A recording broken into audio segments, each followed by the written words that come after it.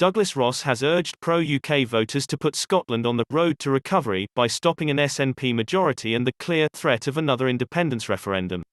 The Scottish Tory leader warned the country cannot rebuild from the coronavirus pandemic because of the looming prospect of a second divisive poll on breaking up Britain.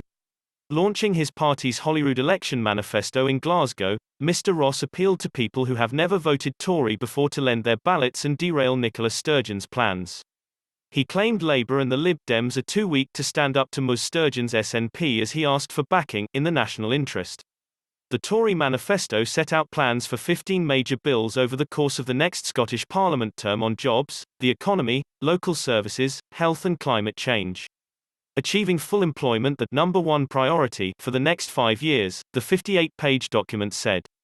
But Mr. Ross warned recovery from COVID could not be achieved with the threat of independence on the table, and Ms. Sturgeon's drive would wreck the economy. Her manifesto insisted a re-elected SNP administration would push ahead with arranging a poll, despite Boris Johnson ruling out a second referendum while he is in office. The Tories have put their opposition to another independence referendum at the heart of their campaign. They more than doubled their seats to 31 in the 2016 election when then-leader Ruth Davidson made the party a rallying point for unionist voters, helping to deprive the SNP of a majority.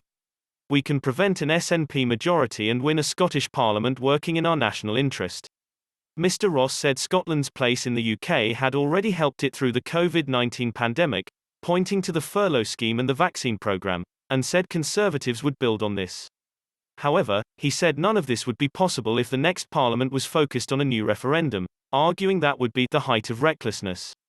He also repeatedly accused Ms. Sturgeon of neglecting her duty as First Minister on health, education and drug deaths in order to prioritise secession. Appealing to non-Tory supporters to lend his party their regional list vote, he said, "We need to choose to rebuild Scotland now. Even if you have never thought of yourself as a Conservative or have never voted for us before. Only the Scottish Conservatives have the strength across the country to stop the SNP from winning a majority and wrecking our recovery with a second referendum."